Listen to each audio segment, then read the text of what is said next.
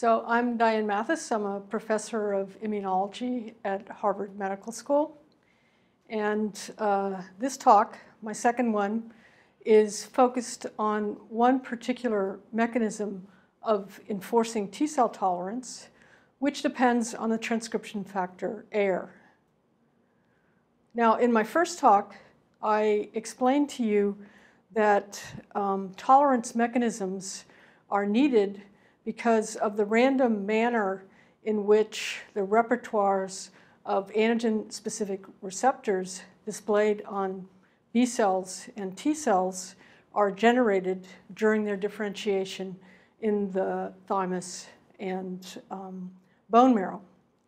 And then I went on to define and describe several of the mechanisms, the major mechanisms of imposing tolerance.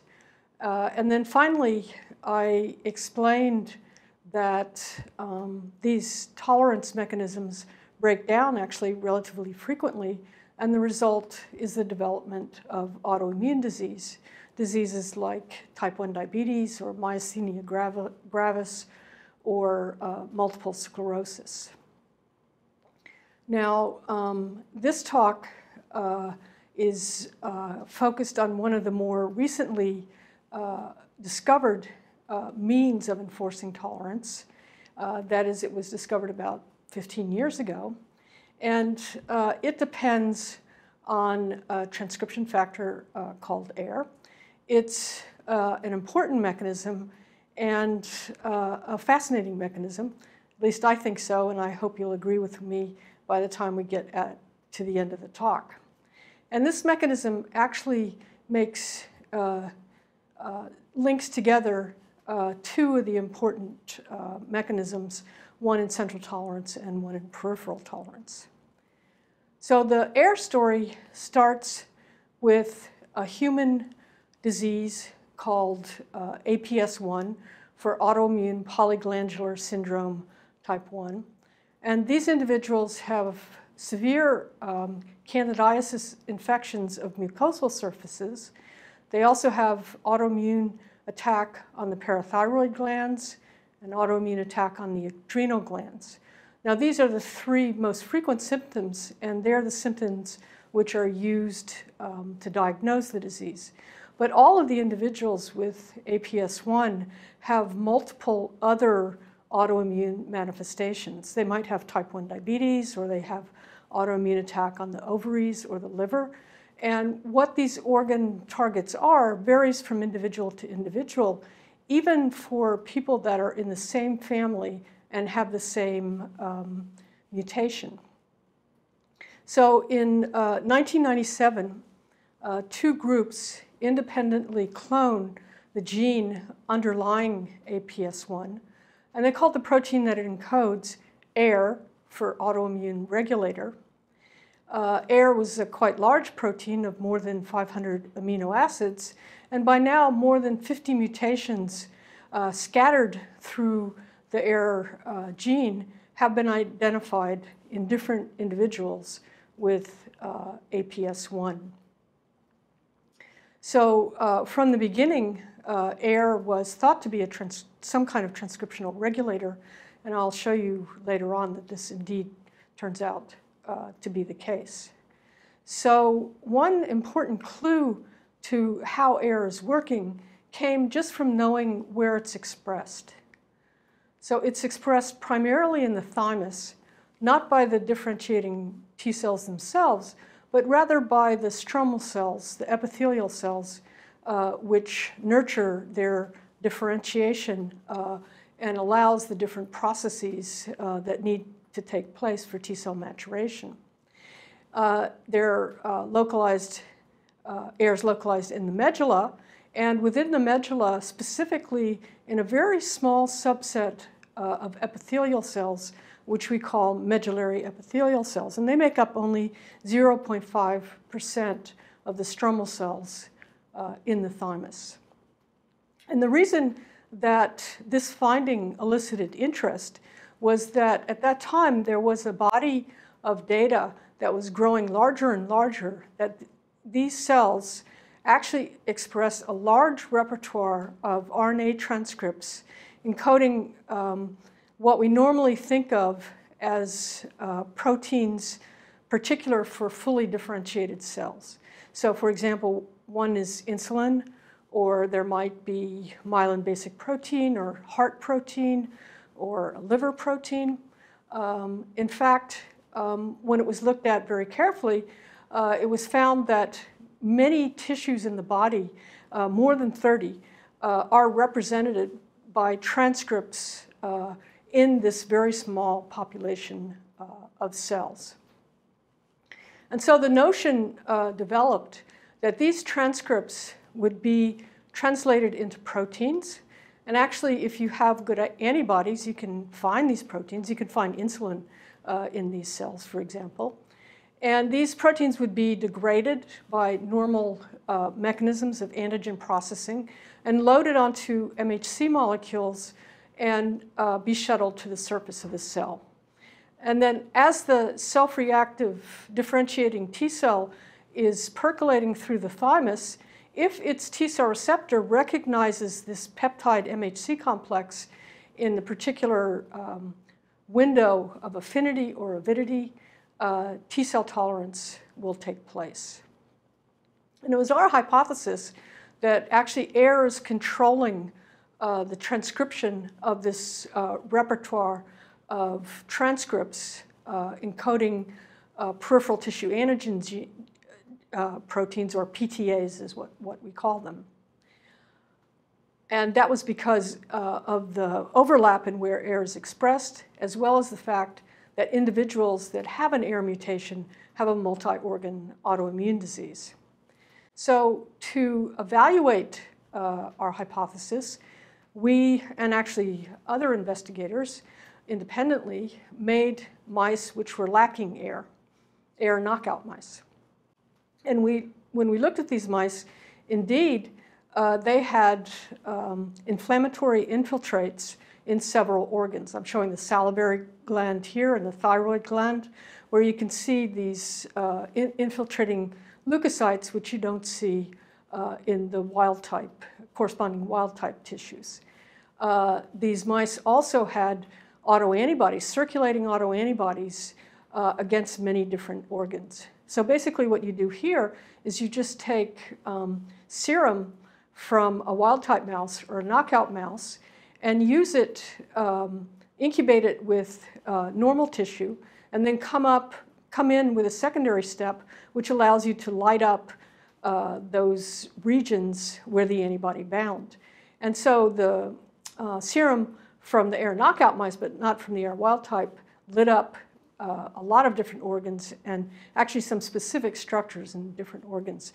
So it was the parietal cells of the stomach and the rods and cones region of the retina, for example. Then a very critical experiment was the one that's depicted here, where we isolated RNA from medullary epithelial cells coming from an Aire wild type mouse on the x-axis or an Aire knockout mouse on the y-axis.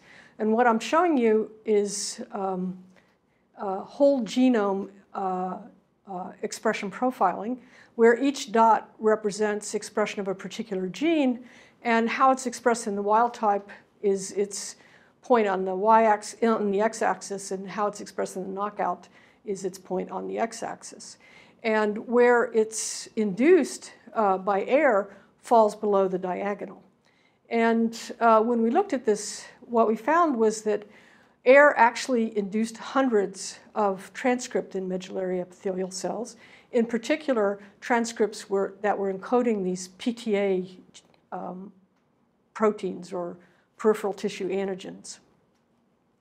Now, these data which I'm showing you were the original data that we got back in 2002, and we could see that Aire was controlling hundreds of transcripts. Now, more recently, there are more performant methods to look at gene expression. And for example, what we call RNA-seq, which allows us to look a lot more transcripts and in a more quantitative way. And what we found there surprised us in the fact that Aire actually induces thousands of transcripts more than a quarter of the genome. And then the last experiment is what I call closing the circle. And what we did there was to take Aire knockout mice. And in those mice, there are circulating autoantibodies. And some of these are against stomach proteins, which I showed you on the previous slide. We then identified the antigen that these stomach antibodies saw and found out that it's the mucin protein. And then we went back and looked into the medullary epithelial gene expression profile and found that indeed Aire was regulating mucin transcripts, because when Aire wasn't there, mucin transcript levels in the thymus were reduced. Other investigators did similar experiments, one with an eye antigen and another with salivary gland antigen, and came out with the same conclusion. So I think that the model which we'd proposed actually turned out to be correct according to a number of criteria. And the model was close enough to the human disease that it could be used to dissect specific mechanisms. So let's look a little bit at the cellular mechanisms involved. First of all, you might have noticed that I was very vague about what happened once the differentiating thymocytes saw the MHC self-peptide complex. I just said T-cell tolerance takes place. Now, there are several mechanisms by which this might happen. It could be that Aire promotes negative selection or clonal deletion of the self-reactive effector cells that are going to get out into the periphery and wreak havoc. It could instead, or in addition, be that Aire promotes positive selection of regulatory T cells that control the activities of these effector T cells. Or Aire could do something completely different, maybe something totally unexpected. For example, it could control antigen-presenting cells or some other kind of innate cell that starts off an autoimmune response. Indeed, we found that Aire does promote negative selection or clonal deletion of self-reactive cells. And I'll show you the original experiment which demonstrated that. So this takes advantage of a trick that immunologists use, the creation of T-cell receptor transgenic mice. And this just tries to get around the fact that any particular antigen specificity is usually at a very low frequency, so only 1 in 10 to the 4th to 1 in 10 to the 6th T cells will be specific for a particular antigen. And so what one can do is isolate T cell receptor transgenes from a particular T cell clone that are already rearranged, introduce those into mice, and that'll shut off endogenous T cell receptor gene rearrangements. And so the mouse will have a repertoire that's highly skewed for that antigen specificity. In this case, we add an additional twist onto that in that we create one mouse that has a neo-self-antigen expressed somewhere. And then we create a T-cell receptor transgenic mouse that's capable of seeing this neo-self-antigen. So an example is for the neo-self-antigen, we make a mouse which is expressing ovalbumin, membrane-bound ovalbumin, under the dictates of the rat insulin promoter. So it should be expressed in the pancreas, and as I now should have convinced you, is also expressed in the thymus. And the second mouse, the reporter mouse, is a T-cell receptor transgenic mouse, which is capable of seeing a peptide from membrane ovalbumin. So you can see that when we cross these two mice together, we create a potentially explosive situation where there are many, many T cells expressing this self-reactive specificity. So this slide shows you what happens in the thymus of these mice. We're looking at thymocytes by staining for the CD4 and CD8 co-receptors. And what you see is that in the absence of the neo-self-antigen, just the plain T-cell receptor transgenic, we find a lot of CD4, fully mature CD4 single positive T cells maturing. And that's because the original clone that we started with was a CD4 positive T cell clone, so that's expected. And this is what happens when you now cross the mice to the transgenic line, which is expressing the neo-self-antigen. In the presence of Aire, these CD4 positive T cells are absent. They disappear. They're clonally deleted. However, in the absence of Aire, those T cells come back. So that clonal deletion does not take place when Aire's not there. And actually, the animals develop autoreactivity of the pancreas. So other labs did similar experiments using other TCR transgenic neo-self-antigen models. And in addition, non-transgenic systems could demonstrate that Aire was required for clonal deletion. So I think we can be more specific here and say that Aire is controlling negative selection of self-reactive effector T cells. Now it turns out that Aire also controls positive selection of regulatory T cells.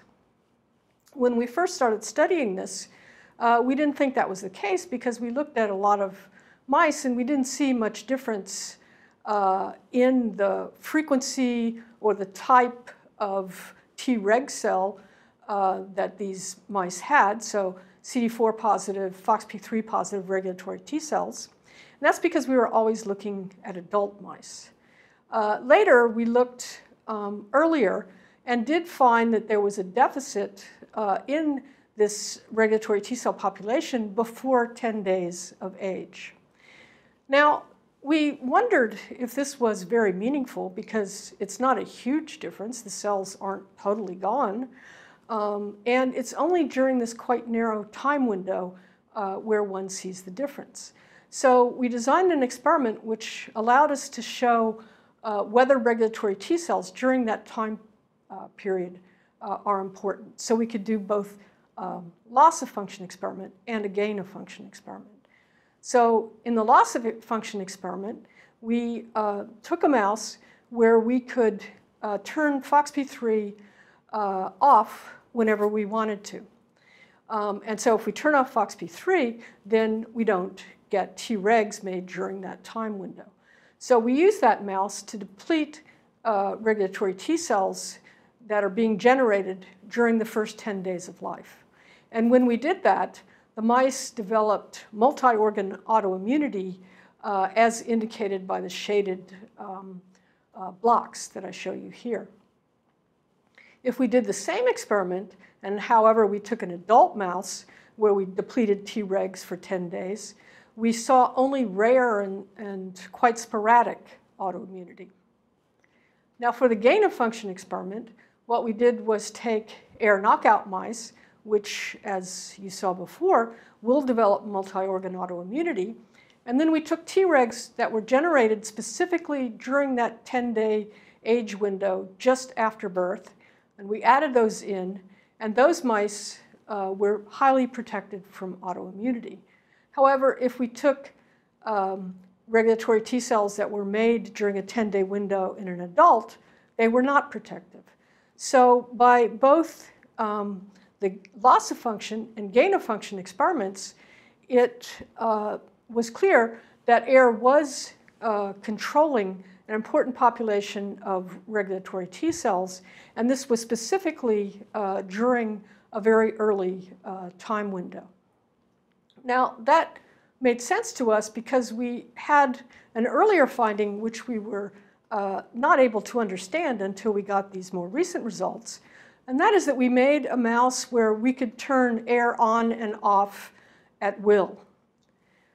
So if we had Aire on during the whole life of the mouse, there was tolerance and the mouse didn't develop any autoimmunity. And if we had air off during the whole life of the mouse, it did develop autoimmunity. That wasn't very surprising. That's what we expected at that point. However, what was surprising was that if we had air on only for the first 7 or 10 days of life and then turned it off, the mice were tolerant. They didn't develop any signs of autoimmunity. And then conversely, if we had air off during the first 7 to 10 days of life and then turned it on for the rest of the life of the animal, they did develop severe autoimmunity. So the expression of air during this very early, this perinatal time window seemed to be necessary and sufficient to protect from the autoimmune disease that develops in the absence of air. And so we can also add that air is also functioning to promote positive selection of regulatory T cells. I would be remiss if I didn't add that other experiments and other laboratories have suggested that air might have additional function. It might be involved in differentiation of medullary epithelial cells, differentiation of gamma delta cells, the turnover of medullary epithelial cells, or peripheral tolerance. Okay, so I think those are the major points I'd like to make about the cellular mechanisms of air. Now I'd like to turn to the molecular mechanisms. And I'll start out by saying this is an area where it's been very dark for some time, and light is just beginning to be shed. People have been fascinated by the molecular mechanism of air since the beginning, and the reason for that is that here's a transcription factor that's controlling thousands of genes in a very small population of cells in the thymus. And these genes in the periphery are expressed very differently. They're expressed in different cells, they're expressed at different levels, and they're expressed at different times during the ontogeny of the individual. So how can this one transcription factor do that? So from the beginning, it was thought that air was a transcriptional regulator, and that's because it has structural and functional features of a transcriptional regulator. So structurally, it has a SAN domain, and in other transcription factors, the SAN domain is a DNA binding domain. However, I should mention that the important amino acids in air, the important amino acids for DNA binding in other proteins are mutated in air. They're not the same as they are in these other proteins. Air has a nuclear localization signal.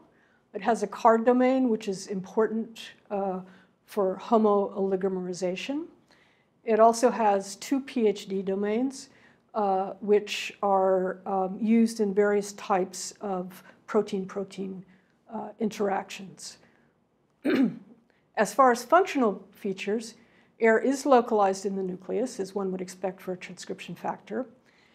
It can induce transcription. So if you make an expression vector which will allow air expression if you transduce or transfect the plasmid into a cultured cell, and you also transfect a reporter gene driven by the interferon promoter, air will induce expression of that reporter. So it also binds to known transcription factors. The first one identified was CBP, or Krebs binding protein.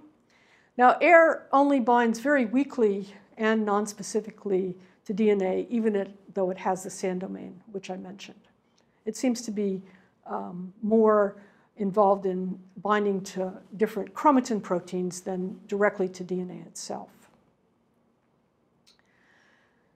So even though it looked and smelled like a transcription factor, there were always some odd things about air which made one question whether it was a classical transcription factor that would bind to a promoter and induce or repress transcription of a particular locus. So first of all, it's regulating thousands of genes, so it seemed unlikely that they'd all have a specific binding site for Aire. Secondly, it induces genes which encode proteins that are found in many different cell types. And thirdly, it's possible to introduce Aire artificially into different cell types, either in culture or making transgenic mice, for example, putting Aire behind the rat insulin promoter. And in all these different cell types, Aire will induce batteries of transcripts. However, the particular transcripts that it does induce differ from cell type to cell type. And usually there's only about a 10 to 20% overlap when you're comparing different cell types. So people have been working quite hard on this puzzle, and I have to say that we don't have the complete answer yet, but we have learned some very important things over the past couple of years. So one of them is that Aire partners with many different proteins.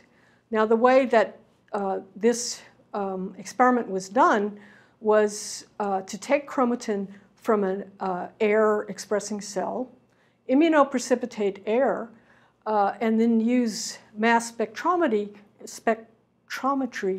to identify the proteins that are binding to Aire. And of course, you have to do many different types of controls to prove the validity of this assay, which were done.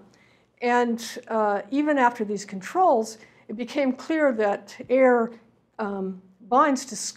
interacts with scores of proteins, either directly or within the same complex.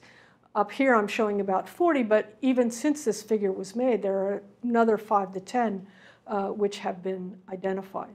Now, these proteins fall into 4 different classes: nuclear transport, pre-messenger RNA processing, chromatin function, and the DNA damage response, and some transcriptional activation function. So it's not surprising that Aire would bind to proteins involved in nuclear transport because it is in the nucleus, or in chromatin function because we know it's a transcriptional regulator somehow. But some of the other classes of proteins were somewhat surprising, like pre-mRNase processing. And after this was found, experiments were done which showed that Aire does actually control pre-mRNA processing.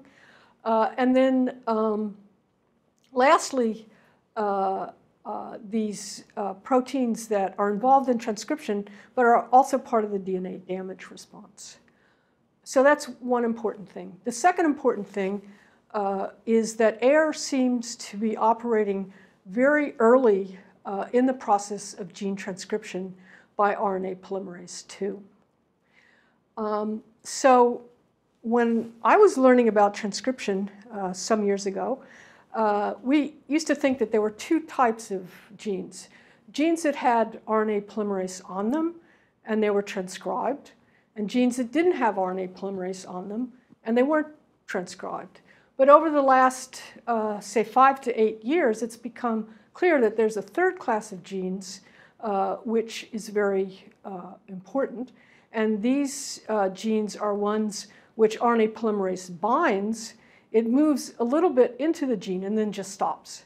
And these are called paused or stalled polymerase genes. And it's clear that every cell type that's been looked at so far has a group of genes which have paused polymerase on them. So to explain this a little better, let me give you some detail. So what happens is that RNA polymerase binds to the transcriptional start site, and it has as its C-terminal end a set of repeats of a particular sequence that has serines in it that become phosphorylated. And so it binds at the transcriptional start site and lets its C-terminal domain hang out. And then it clears the promoter once there has been phosphorylation of the serine residues at position 5 in this repeat by the transcription factor TF2H. It proceeds a little further and then just stops. This is a paused polymerase, and it has been thought that one of the reasons that it pauses is to allow time for capping of the RNA to take place. Now, pausing is enforced by these two transcription factors, NELF and DSIF, and it's lifted or released by the combined action of BRD4 and the heterodimer PTEF-B. So this set of proteins comes in, causes additional phosphorylation of the C-terminal domain, causes phosphorylation of NELF, which releases it, and turns DSIF into a positive transcriptional regulator. And then elongation can proceed.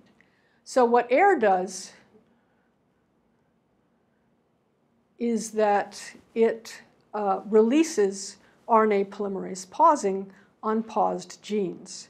And it's now become clear that this site of RNA polymerase pausing is a site of impact for many important types of transcriptional regulation.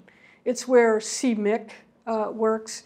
It's where much of the regulation of LPS, lipopolysaccharide-induced genes in macrophages is controlled. And this is where Aire is operating. So we have a number of pieces of evidence that point to that. First of all, if we go back to our genome-wide gene expression profiles, and instead of looking at the whole gene, a group of Aire-induced genes and looking at the whole gene, we look at different regions along the gene. What we find is that Aire's impact at the beginning of the gene is relatively low, but its impact later on is much higher, which is indicative of an effect on elongation. Secondly, Aire interacts directly with BRD4 protein and also PTEF-B proteins. And thirdly, if we take inhibitors of BRD4 or PTEF-B or things which lift polymerase pausing, those inhibitors also inhibit Aire-induced gene transcription. So we're quite convinced that this is a key element of Aire's molecular mechanism of action. So in fact, this mechanism goes quite far in explaining many of these Aire oddities, which I mentioned before. It's clear then that it can simultaneously control thousands of genes because thousands of genes have polymerase paused on them. It can induce peripheral tissue antigen genes associated with many cell types because, in fact, it's been found that preferentially genes that are paused are genes which are going to later be induced or are later important for cell type differentiation. And then finally, it explains why if you put Aire into different cell types, different sets of transcripts are induced, and that's because different cell types have different repertoires of paused genes. And it also explains the large number of protein partners that Aire has, and that's because this scaffold, this tail, this C-terminal domain tail, which becomes phosphorylated when polymerase pausing is lifted, is an important scaffold for a number of cellular processes. So this, these phosphorylation events control RNA capping. They'll also be very important in regulating splicing, elongation, and even nuclear export. And then lastly, both DSIF and the C-terminal domain have been implicated in controlling different histone modifications. So that's where we stand today with both the cellular and molecular mechanism of Aire. And of course, there are some very interesting questions which remain to be answered. If we look back at the cellular mechanisms, I think the most pressing issue is to determine what's so special about this repertoire of regulatory T cells that develops in the first 10 days of a mouse. Do they have a particular repertoire? What are the antigens that they are seeing? And why are they so important for protecting against autoimmunity when regulatory T cells are, of course, generated throughout the life of the animal? If we look at the molecular mechanism, it's clear that we have some important bits and pieces about how Aire operates at the molecular level, but we need to learn still some important things like how does Aire actually target the genes that it's going to induce? Is it sufficient that the gene just be paused and there's something about that configuration which Aire can recognize, or is there some other element which is used for recognition? And then finally, what I haven't told you yet is that Aire does control a lot of these peripheral tissue antigen transcripts in medullary epithelial cells, but there are also some that Aire doesn't control. So is there an Aire2? And if that's the case, what's its identity?